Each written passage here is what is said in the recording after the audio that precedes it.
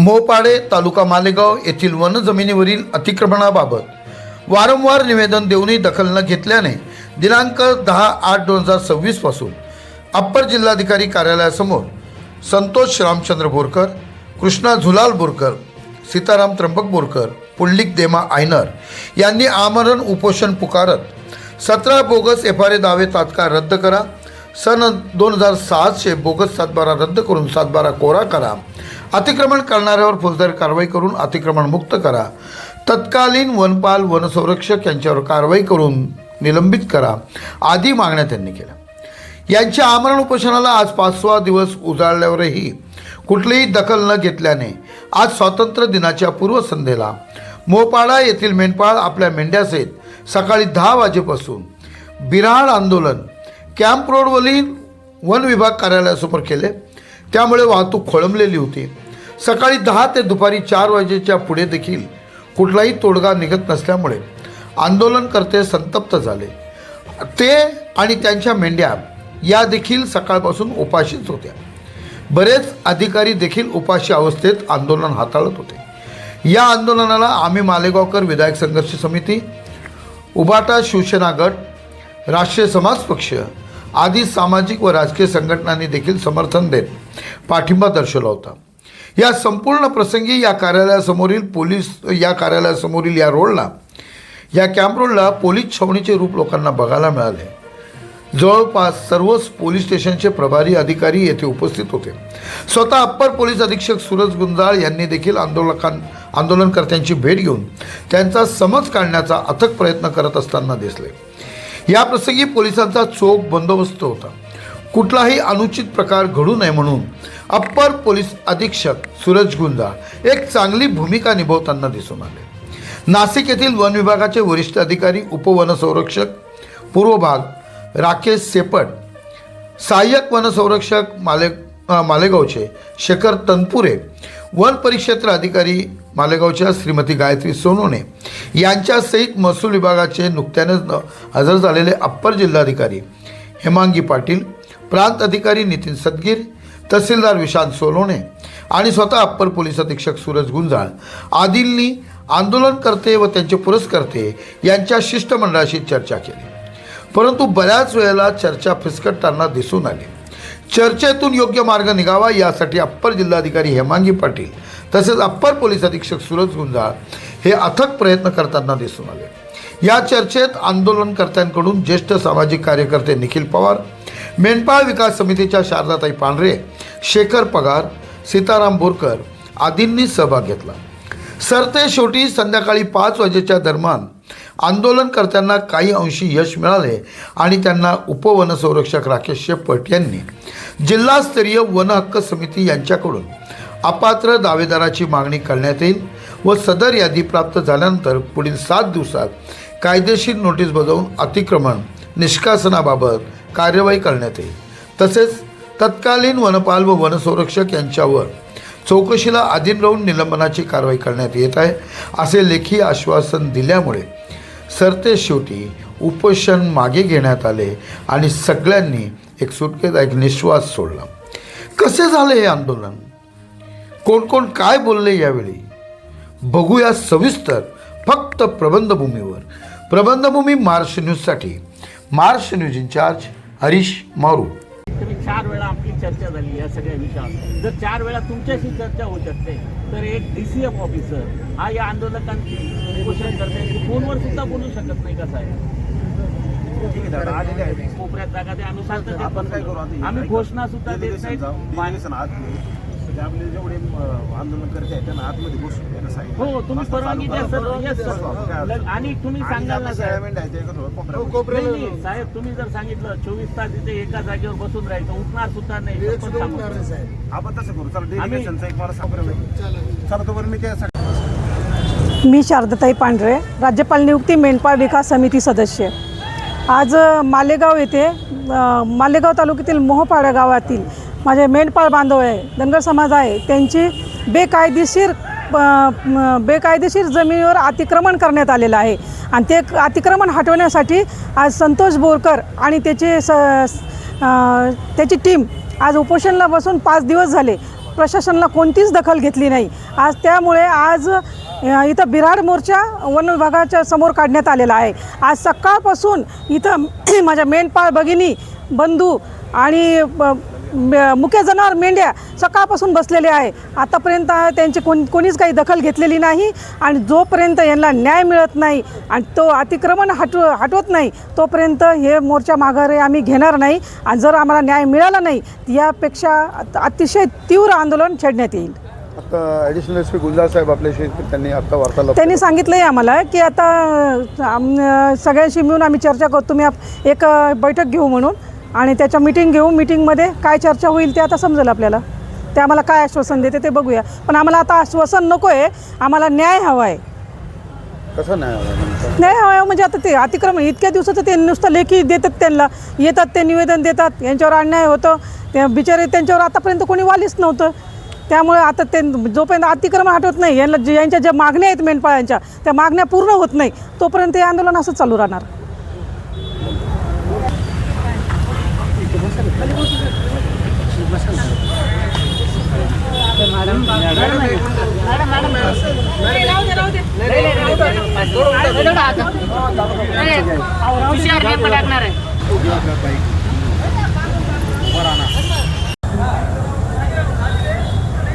गेल्या 4 दिवसापासून धनगर समाज बांधव जे मेंढपाळ बांधव आहेत त्यांच्या हक्काची वन जमीन 38 एकर हिच्यावर अनेक लोकांनी कब्जा केलेला आहे, अतिक्रमण केलेलं आहे. जोपर्यंत हे अतिक्रमण काढलं जात नाही तोपर्यंत आताच आमच्या भगिनींनी सांगितलं की हे आंदोलन स्थगित होणार नाही. तर आम्ही देखील या ठिकाणी शिवसेना उद्धव बाळासाहेब ठाकरे पक्षाच्या वतीने या माझ्या सगळ्या धनगर समाज बांधवांना या ठिकाणी जाहीर पाठिंबा देतो. तन मन धन सगळ्या प्रकारे शिवसेना उद्धव बाळासाहेब ठाकरे पक्ष मालेगाव तालुका मालेगाव शहर आपल्या पाठीशी पूर्ण ताकदीने उभे आहे. जोपर्यंत आपल्याला न्याय मिळत नाही तोपर्यंत आम्ही सुद्धा तुमच्या पाठीमागे ठामपणाने उभे राहू, हटणार नाही. लाज वाटण्याची गोष्ट अशी आहे 4 दिवस झाले, आज 5वा दिवस आहे, परंतु अद्याप पावेतो देखील कुणा लोकप्रतिनिधींनी किंवा कुणीही जबाबदार व्यक्तींनी या आंदोलनाची दखल घेतली नाही. हे अतिशय या ठिकाणी खेदानं नमूद करावंसं वाटतं. हो, या ठिकाणी गेल्या 4 दिवसापासून आमचे मित्र संतोष भाऊ बोरकर आणि त्यांचे सहकारी जी मोहपाडा गावाची हक्काची जी वनजमीन आहे त्या वनजमिनीवर ज्या बाहेरील लोकांनी अतिक्रमण केलं आहे आणि जे खोटे नाटे बोगस दावे हे करून ते मंजूर करून घेतले ते आमच्या हक्काचं जे कुरण आहे, मेंढ्यांचं जे कुरण आहे त्या कुरणावर हे मोठा त्या ठिकाणी घाला घातलेला आहे आणि ते तात्काळ त्या ठिकाणी खाली करावं आणि जे कोणी भ्रष्ट अधिकारी असन मिलीभगत त्यांच्यावर तात्काळ कारवाई झाली पाहिजे. अशा ज्या उपोषणकर्त्यांच्या मागण्या आहे त्या मागण्यांचा विचार करून त्याच्यावर तात्काळ त्या ठिकाणी तोडगा काढला पाहिजे. जर तोडगा काढला नाही तर राष्ट्रीय समाज पक्ष नाशिक जिल्ह्याच्या वतीने जिल्हाभरात त्या ठिकाणी आंदोलन छेडलं जाईल. एवढंच या निमित्ताने सांगतो. पुन्हा एकदा या उपोषणकर्त्यांची दखल घ्यावी अशी प्रशासनाला विनंती करतो. मी प्रल्हाद साहेबराव बोरकर, मोहपाडे गाव, सामाजिक कार्यकर्ता. आमच्या 7-8 वर्षापासून म्हणजे 2019-2ला कोट्यावधी रुपये खर्च करून शासनाने तिथे झाडे लागवड केली होती. ते झाडे मोहपाडे शिवारात झाडे लागवड केल्यानंतर त्या अतिक्रमणधारकाने पूर्ण झाडे कत्तल करून टाकले 2-4 वर्षात आणि त्यांना आम्ही पाणी वगैरे उन्हाळ्यात पाणी दिलेलं आहे, सर्व दिलेलं आहे. आणि 2021-22ला ते पूर्ण अतिक्रमण नष्ट केलं आणि त्याच जागेवर झाडे जिथे लावले त्याच जागेवर अतिक्रमण केलेलं आहे आणि ते बाहेरगावचे लोक आहेत. आमच्या गावाचा कुठला रहिवासी दाखला नाही, ग्रामसभेचा ठराव नाही आणि तरी हे लोक पाठीशी घालून पूर्ण हे करणार. आणि आमच्या गावात पूर्ण 100% धनगर समाज आहे आणि पूर्ण मेंढपाळ, आमचा व्यवसाय त्याच्यावर आहे. व्यवसाय असताना आम्हाला तिथं म्हणजे आम्ही 8-10 महिने बाहेर राहतो. 2 महिने गावावर येतो तरी आम्हाला गावावर राहायला जागा राहिली नाही. आमच्या मेंढ्या चरायला जागा राहिलेली नाही. आमचे एवढे आणि ते अतिक्रमण तात्काळ हटवण्यात येऊ एवढी आमची एक प्रमुख मागणी आहे. आणि दुसरी, जे करोडो निधी तिथं खर्च केला शासनाने 2000ला 19-21ला आणि तिथं पूर्ण ते जे अधिकारी होते ग्रामसेवक, तलाठी, डेपो, CCF किंवा हवालदार, शिपाई तेवढे पूर्ण निलंबित झाले पाहिजे. एवढे आमच्या प्रमुख 2 मागणी आहेत. यासाठी आपण काही शासनाशी कशा पद्धतीने आपण अगोदर पत्रव्यवहार म्हणा किंवा 7-8 वर्षापासून आमचा पत्रव्यवहार चालू आहे. अतिक्रमण हटवले त्यांनी, परत झालं, झाडे लागवड केली, परत ते झाडे पूर्ण कत्तल करून टाकलेले, पूर्ण जंगल उद्ध्वस्त करून टाकलेलं आहे. इथं कुठेही बी फॉरेस्ट खात्याचा एक बी अधिकारी येत नाही आणि ऑफिसला पण राहत नाही. आम्ही वारंवार इथं ऑफिस DCF राहत नाही, CCF राहत नाही, परत फॉरेस्ट रेंजर मॅडम राहत नाही, कोणीच राहत नाही. आम्ही कोणाला तक्रार दाखवत नाही. त्यांचं गार्डसुद्धा तिथपर्यंत येऊ शकत नाही. आता नेमकं प्रमुख काय मागणी?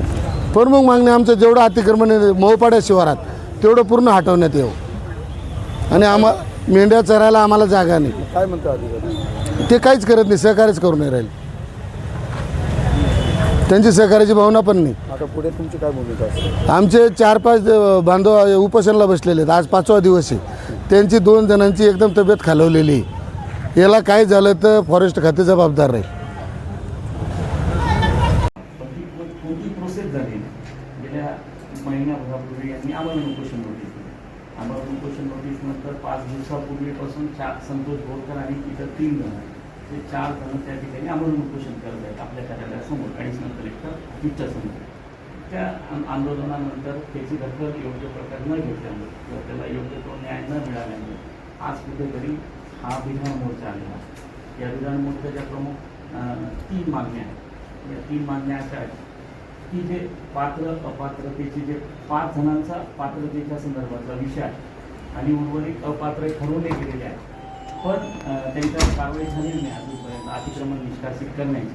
तर ती DLCची बैठक तात्काळ घेण्यात यावी आणि ते 5 लोकांच्या संदर्भातला विषय मार्गी लावावा आणि उर्वरित अतिक्रमण तात्काळ काढावं. जय हिंद, नमस्कार. मी गायत्री विकास सोनवणे, वनपरिक्षेत्र अधिकारी मालेगाव. दिनांक 10/8/2000 पासून मोहपाडा ग्रामस्थांच्या उपोषणाच्या अनुषंगाने आज दिनांक 14/8/2026 रोजी सर्व प्रशासकीय विभागाचे अधिकारी आणि पोलीस कर्मचारी यांच्या सहयोगाने आज उपोषणाच्या शिष्टमंडळासोबत समक्ष चर्चा करण्यात आली आणि त्यानुसार त्यांच्या मागणीच्या अनुषंगाने जिल्हास्तरीय वन हक्क समिती यांच्याकडून अपात्र दावेदारांची मागणी करण्यात येईल आणि सदर यादी प्राप्त झाल्यानंतर अतिक्रमण तात्काळ निष्कासित करण्यात येण्याची कारवाई करण्यात येणार आहे. तसेच त्यांच्या दुसऱ्या मागणीनुसार तत्कालीन वनपाल आणि वनरक्षक यांच्यावर निलंबनाची कारवाई करण्यात आलेली आहे. तरी ह्या चर्चेसाठी आणि या उपोषणासाठी सर्वांचे महत्त्वपूर्ण योगदान आणि सहकार्य लाभले आहे. यासाठी सगळ्यांचे धन्यवाद. आणि या मागण्यांच्या अनुषंगाने मागण्यांची पूर्तता करून उपोषण आज 14/8/2026 रोजी मागे घेण्यात आलेले आहे. धन्यवाद.